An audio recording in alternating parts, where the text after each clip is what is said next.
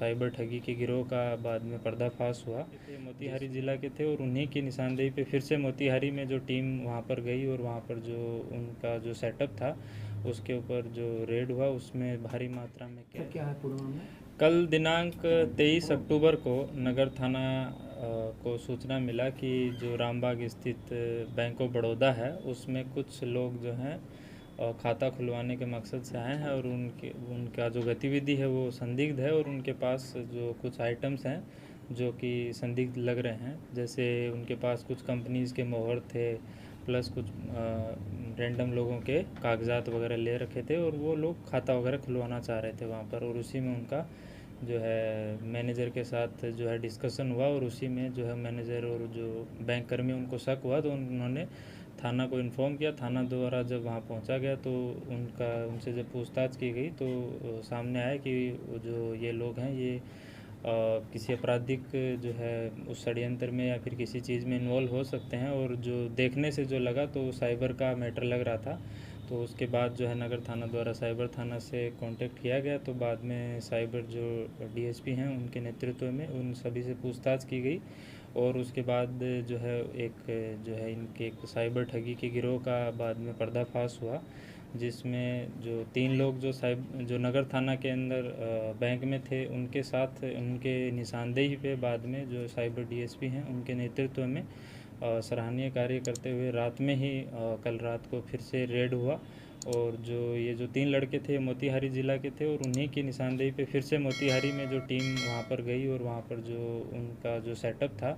उसके ऊपर जो रेड हुआ उसमें भारी मात्रा में कैश और एटीएम्स और जो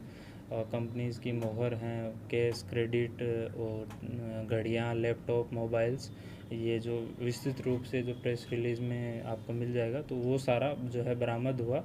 और उसके बाद जो इनका बेसिक जो मोडिस ऑपरेंडी जो है कि ये किस तरीके से काम करते थे वो ये ऐसा है कि ये लोग टेलीग्राम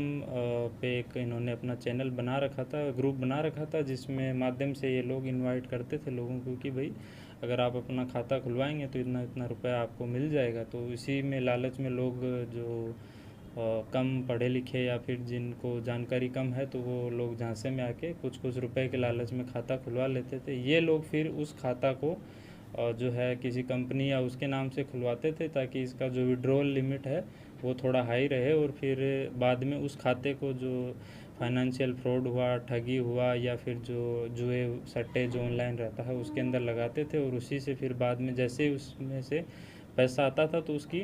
जो विड्रॉल लिमिट है वो थोड़ी ज़्यादा रहती थी, उसी से फिर तुरंत उस पैसे को निकाल लेते थे और फिर बाद में अल्टीमेटली उसको खाते को डिस्कार्ड करके फिर बाद में दोबारा से नया खाता एक तरीके से पूरा जो है सेटअप इन्होंने बना रखा था। इसमें जो है डीएसपी साइबर मुजफ्फरपुर के नेतृत्व में जो टीम ने सराहनीय कार्य करते हुए जो है 5 सदस्यों को अभी तक गिरफ्तार किया है। जो बाकी भी इसमें कुछ कुछ जो हैं इनको वहाँ पर जो है इनके संगठित गिरोह हैं जो इनके बैकवर्ड और फॉरवर्ड लिंकेज हैं उन पे भी इन जो टीम के द्वारा आगे भी काम किया जाएगा। साथ ही जो इनके द्वारा जो अकूत संपत्ति इसके माध्यम से अर्जित किए जाने का अंदेशा है तो उसके लिए जो नए कानून है बीएनएसएस उसके तहत जो प्रॉपर्टी अटैचमेंट है उसको करवाने के लिए हम लोग जो है माननीय न्यायालय को लिखेंगे और उसके बाद जो भी अपराध से अर्जित संपत्ति है उसको अटैच भी करवाएंगे। कहाँ से गिरफ्तारी हुई है? ये मोतिहारी ज़िला से ही 3 लोगों की कल यहाँ से गिरफ्तारी हुई और 2 लोगों की कल रात को मोतिहारी से गिरफ्तारी हुई। रहने वाले कहाँ के हैं? मोतिहारी के हैं।